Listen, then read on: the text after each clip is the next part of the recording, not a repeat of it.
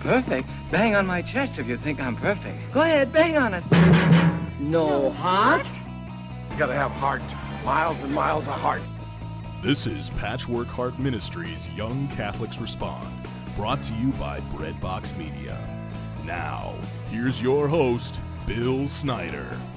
Hello, everyone, and welcome to this episode of Young Catholics Respond. I am Bill Snyder, and on today's program, I am blessed to be joined by Catherine Fowler Sample. She is the author and producer of the award-winning film, The Dating Project, which Fox News called the most important documentary in recent years. Through making The Dating Project, she met, dated, and married her husband, and now they have a beautiful baby girl. As a new mom, she runs on coffee, lives for Saturdays, and writes whenever she has a spare minute. Catherine's first book is Celebrate Catholic Women, which will be released by Iona Press this June. So thanks so much for joining me, Catherine, and it's great to talk to you today about The Dating Project. Well, thank you so much for having me, Bill. Yes, so let's talk a little bit about this program is geared toward young Catholics, young Catholics who might be in college or even leaving high school and are immersed in this world of technology and online dating and whatnot. So why don't we just talk a little bit first about the state of dating in the country and how this documentary came about? Well, the state of dating is that for the first time in history, over 50% of Americans are single. And this is what we found when we embarked on the journey to make the dating project. And really what I like to say is that there's a dating deficit. And we know a deficit is when there's not enough of something and there's not enough dating going on. We've seen this decline in dating. We've seen a collapse in courtship. And so why is this? What we found when we were doing the documentary, we followed 5 single people. And there were 2 college students from Boston College, one 20-something girl who had been single for 5 years, one 30-something girl who prioritized career over relationships, and a 40-something man who felt commitment limited him. And what we found was that instead of the problems being very different, which we thought they would be very different because they came from very different backgrounds, but they were very similar. And we realized it was because hookup culture has created the social script that everyone is following now for how we're meeting and finding love. And I like to define hookup just so everyone's on the same page, but a hookup could mean anything from casual kissing to actually having sex. And hookup culture really embodies sort of the fruit of the sexual revolution in that sex and physical intimacy is ultimately treated casually and lightly. It's not something that's set aside for marriage. And it also prioritizes commitment very low on the scale. And so people don't really want commitment. And there can be a lot of other things too, like objectifying one another. Even pornography is part of hookup culture. So this is the culture that sort of usurped what used to be dating culture. And dating culture is really about getting to know the other person one-on-one. It's prioritizing commitment and respecting that there could be a trajectory to the relationship. If you guys like each other, it's like, okay, after a few dates, you become exclusive. And then after that, you might, for a while, after dating as boyfriend and girlfriend, you decide to be engaged and then you get married. That used to be the normal trajectory of how people were dating, but we don't see that as much anymore. But the exciting thing is that with the dating project, we explore all this. And the idea is really to bring back that dating culture. And what we found is that people want that. There's a part in the movie where the young man from college goes out on a date, and he's just so blown away about how great it was. Just sitting, and it was just having a burger with a girl that he'd been interested in for about an hour and a half. But he was saying that it was one of the best experiences he'd ever had. And so people want that real connection. They want that spark, that romance, that thrill of the chase. And I think it's just a matter of realizing that we can reclaim that for ourselves as young people and start dating again, really bring back the date. Yeah, absolutely. And why is it that young people, old people, really all people don't have an idea about dating. Is it just because of what you were talking about, this hookup culture that is out there, and actually I really liked how you said social script. Doesn't it feel like we're on this social script? Like if you don't follow these particular rules, you're not going to make it, kind of thing. Is it because of that social script? And what about that social script that has just left us completely unable to date, like even how to go on a date? What are those things that block that? Right. Well, that's such a great way to put it. Yeah, it is that the social script for hookup culture has, as I said, has overtaken the social script for dating culture. And it's something that parents, grandparents, those generations, they were just kind of taking for granted that the social script for dating would continue because that's how they'd done it and it was working for them. But somewhere along the line, I really think that media had a huge, just such a powerful voice in forming the way we started doing relationships. And even a show like Friends that might seem innocuous, I mean, a ton of people have watched it. People are watching the reruns, but it presented the idea that you could kind of live this adolescence, this lack of growing up, that you could be casual about sex, but you could still be friends with the people. That kind of mentality, I think, really permeated our culture. In addition to the fact that we've had a lot of issues with commitment. I mean, divorce is a real thing that people have felt the wounds of. And now these young people who've come from divorced backgrounds, I mean, they're maybe fearing commitment. So there's all this that's kind of going into how we've rewritten the social script or allowed it to be rewritten. But hookup culture really provides people a low accountability and low commitment culture, which is really easy. And I think that is the temptation, that it's the easy way out. It's like, okay, well, why would I put work into a relationship if I could just get the benefits of a relationship on the side? And I think that can be kind of a temptation for people. And as you said, it gets to the point where it's like, oh, if you're not participating in that, somehow you're a social outcast. And I think that happens a lot, especially on college campuses, and even on college campuses where you wouldn't expect it. I mean, even Catholic college campuses are dealing with this. And it's like, if you're not participating and hooking up, then you don't even have a chance at being in a relationship. And so then a bunch of people are left on the sidelines of inactivity, so to speak, because they don't want to hook up, but they also aren't really dating because nobody's dating. And so the whole point of the dating project is to bring back the date, to recast that social script for people. And one of the ways that we do it is that we interviewed a professor from Boston College named Dr. Carrie Cronin. And what was amazing about her is that she assigns her students to go on what she refers to as traditional dates. And it was cool because my sister sent me this article about her, and we were like intrigued. We thought this could be perfect. And so she agreed to be part of the documentary, and we found out more of her backstory of how she started doing this. And she said that about 10 years ago, she was out to ice cream with a bunch of college seniors, and she was talking with them about their plans post-graduation, and it came up as to whether or not people were dating or even thinking of getting engaged. And everyone was like, oh, no, we're not dating, and we actually haven't been on a date since coming to college. And that was 4 years ago.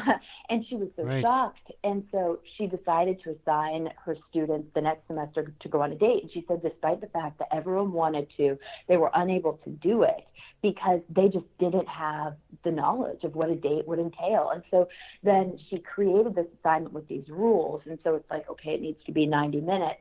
You need to ask in person. It's 2 people. If you ask, you pay. Keep it under $10. Like these little rules that seem kind of silly, like even no drugs or alcohol, or the only physical interaction is an A-frame hug. All these things are lined out for people so that they now have a social script when it comes to dating. And really what a social script does is that it allows us to feel comfortable, and it allows us to all be on the same page. So we're not confused, or it's like if you get to a date, like, are you doing that awkward purse grab if like the guy asks you out, but you're not sure if he's really going to pay. Like all that trouble is eliminated by her social script, really. And so that's the cool thing about the Dating Project, is that it's offering people the social script that we're missing. And a lot of people have responded really well to that and are starting to date again. That's wonderful. And I want to ask you about the way that parents play a role in this for their kids, because I think you alluded to earlier that, you know, this older generation of grandparents and parents took for granted the fact that, you know, this social script existed for them. This technology revolution hasn't taken off. So are parents finding this as a tool to equip their kids, especially in high school and college, to go on dates? Like, I mean, is this a tool for them to say, hey, you know what, watch this DVD, or even beyond watch this DVD, but let me show you how to do this, because there's something missing. They just took it for granted. Well, yes, that is something that we've seen. People, parents and grandparents have responded to this in a similar enthusiasm to the young people. And it's because now they feel empowered with the knowledge of what's going on, number one. I mean, a lot of people have seen it and have been like, I had no idea that it was this bad, or that, you know, even what hookup culture was. And we deal with it in a very, respectful way. The Dating Project, we always treat it with a lot of decorum and dignity, and that it's way worse than what we present in the film. But people now feel empowered with that knowledge of what's going on, so that they can start a conversation with their child. And that's really part of the hope of the documentary, that it would create the conversation, that it starts the conversation. It's not just supposed to be a movie that ends when the credits are over.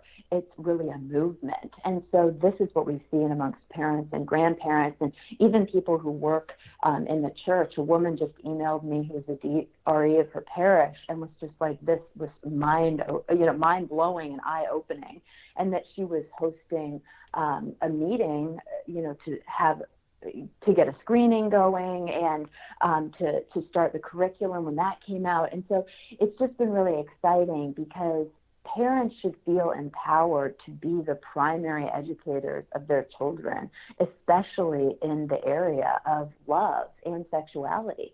And they can be awkward topics. And so this documentary really does a great job of opening that door to just sort of talk about it naturally. And that's what people have been saying, that it's created the space to have that conversation that might have been easy to avoid in the past. Fantastic stuff. Believe it or not, it's time to take our break here, Catherine. But thank you so much for being with me again. We're talking with Catherine Fowler Sample. She is the author and producer of the award-winning film The Dating Project. And we're going to come back and on the other side of this break talk more with you about dating and the DVD. So right after these messages on Young Catholics Respond, I'm Bill Snyder. Do you want to keep your finger on the pulse of Patchwork Heart Ministry? Follow our monthly blog, Written on Our Hearts. Simply go to patchworkheartministry.blogspot.com and click subscribe, and follow the on-screen instructions. That's patchworkheartministry.blogspot.com, then click subscribe.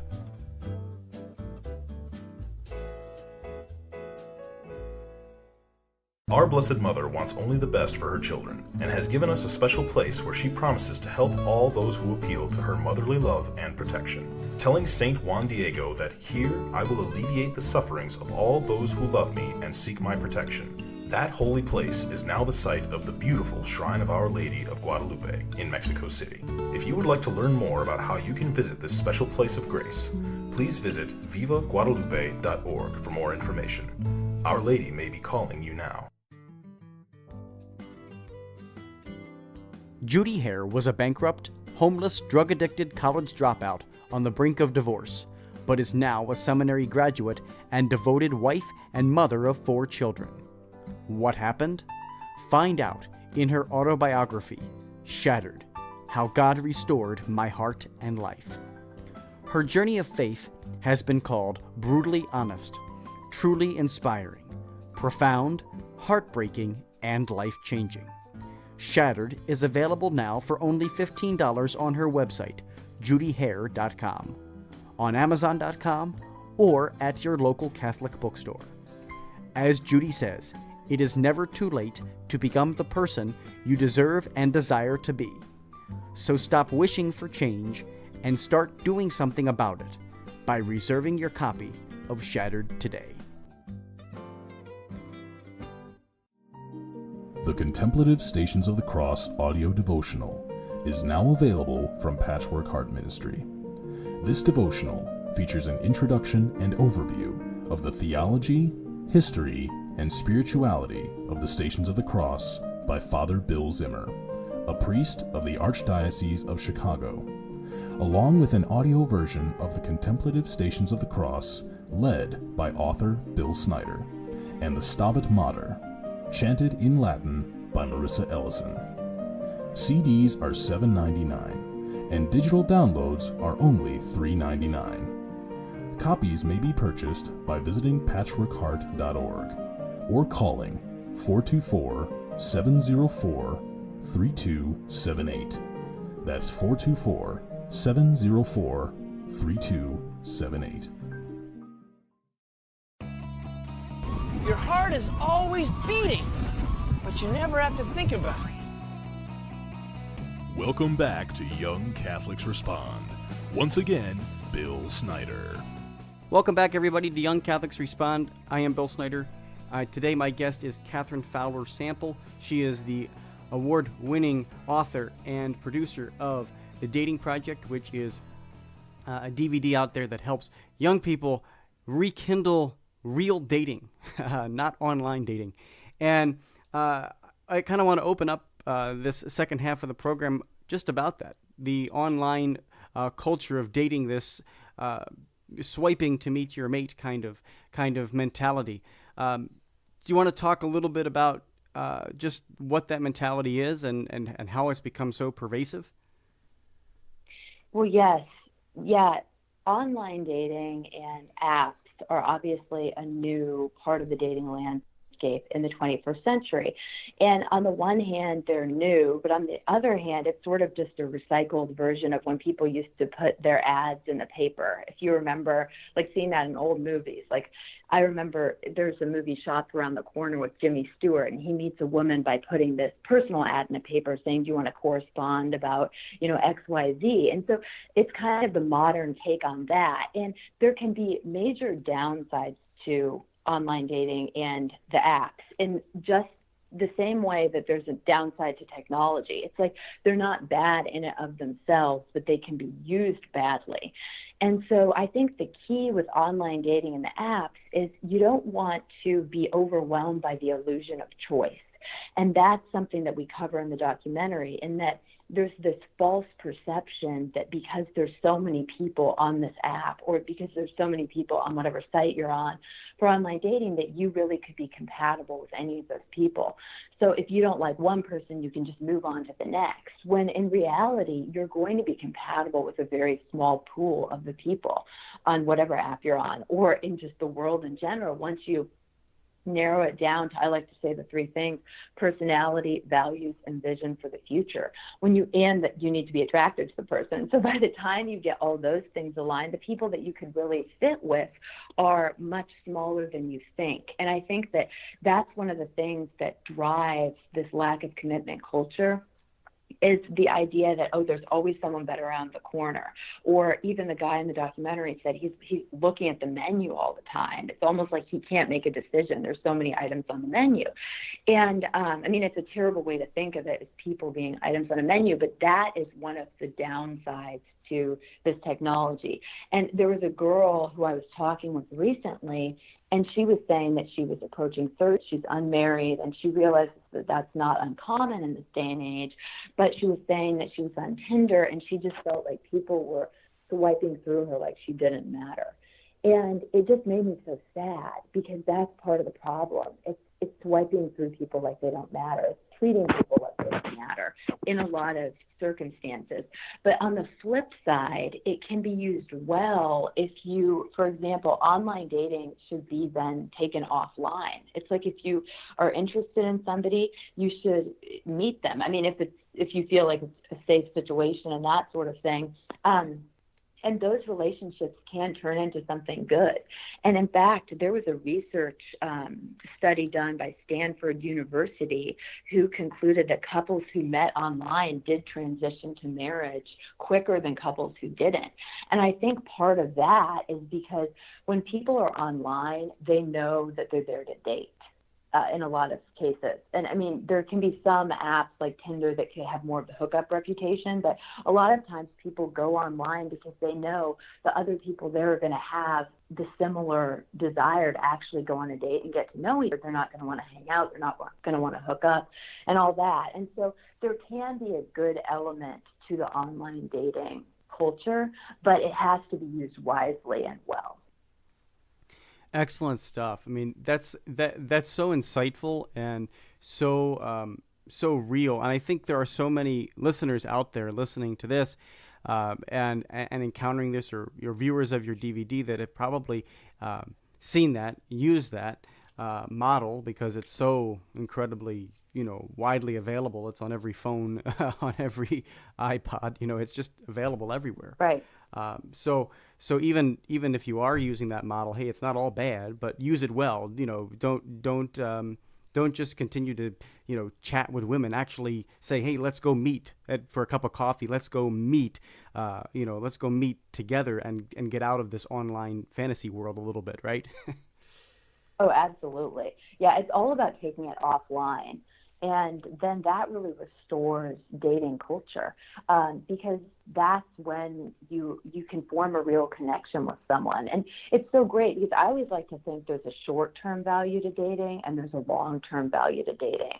And the short-term value is meeting people, getting to know other people's personality, getting to know your own personality and interacting with other people, flexing your social skills, all of that, and just the romance factor of meeting someone new and potentially becoming exclusive with them. That's like the short-term value to dating, which we want to bring back through making casual dating more casual, more of a thing. But then the long-term value to dating is looking ahead to see, could this person be a prospective future spouse? And it doesn't mean you're thinking this necessarily on the second date, but you are aware that the reason we're dating is because we're moving towards marriage and family. And that's someone that you could be spending 50 to 60 years with. And so it makes the subject of dating so important, in that it could seem like just a silly little, like, oh, kids these days dating, but it's really what forms the marriages in our society, that forms the families, that forms just society in general that we're living in. And so I think that it's restoring that dignity to dating culture. And dignity is ultimately comes from the word worthy. And I feel like it's a call for us to date with dignity, and that we need to be worthy of our call as sons and daughters of God and how we're treating one another. And this kind of goes back to the online dating discussion and the apps. It's like you need to be treating these people that you're meeting well. And the way you treat them could change their life practically. I mean, it's amazing how people were so touched by even just going to coffee with someone, or even just a loving gesture of a hug. But there was a story in the documentary where a girl said that she had not had like any normal physical interaction for such a long time, that this man just touched her nicely on the arm and she just wanted to cry, because there was something about it that was so gentlemanly, and it wasn't like it was sexual or anything like that. So we're living in this broken culture. We need a restoration, and that can only happen by each of us behaving in the way that we're called to by Jesus Christ in the church. And that's restoring dignity to dating. And I think that Part of it, it's just starting with going to coffee, and it seems so simple, but if we can make that not a big deal, just to go to coffee, then we're going to get this casual dating going again, and people are going to be experiencing that short-term value of dating, but also the long-term as well. Wonderful. So what advice do you have then for Catholic singles? And as you said, there's a lot of singles out there, right? There's a lot of singles out there. 50% of the culture now is, single. And so what are they to do that see those people seeking long-term relationships that can lead to marriage? What advice do you have for those Catholics? Well, I like to say that you should look inside your social circle and then outside your social circle. And that's an easy way to think of it.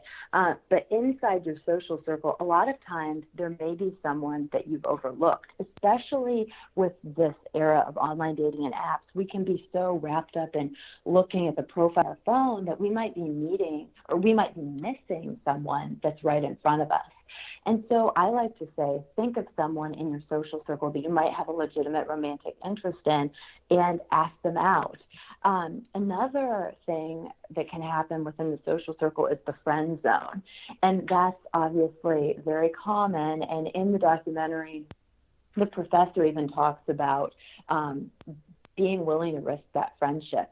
If you really do like this person, approach them and tell them that you like them, and don't scare them with saying that you want to spend the rest of your life with them and all that. But it's like just be cool about it and just say, I'm interested in you and I would like to take you out on a date, but I respect if you don't feel the same way. And then also, if we were to start dating, I would respect if it didn't go anywhere. And I would hope that we could preserve our friendship through all of this, but I really am interested in you. And I think that was really great advice, because there's a lot of situations like that they could be a great person to be dating, but we're afraid. And so it's all about stepping outside of that fear, stepping outside of your comfort zone. And then when you think of outside the circle, that is something where we've already kind of talked about the online thing. That could be an option. But another great way is to have dinner parties. And it can be low stress. It doesn't have to be like a Downton Abbey level dinner party. It could be co-hosted with someone. You guys could get pizza, whatever makes your life easier, but have like 8 people over and mix it up so that it's not the same people you're always hanging out with. Have them bring somebody, have a couple friends bring new people. And there was a story that my roommates and I, we actually had a dinner party. One of our friends thought that one of his friends would be good with one of our friends. And so we all had this party, and they did end up meeting, and now they're married with a little girl. And so it's amazing what can happen just when you mix it up with the social circle. And another idea for outside the social circle is relying on a trusted friend, just telling them that you're interested in meeting somebody, and they could kind of play matchmaker in the least awkward way possible. And there's a statistic that says the majority of people do meet through mutual friends, and a lot of times it's a mutual female friend. And so I think that that's something else. It's putting yourself out there to say, hey, I'd be interested in, potentially dating somebody. Can you think of anybody for me? Sometimes it's just being able to step out and saying that can make a difference in you meeting someone.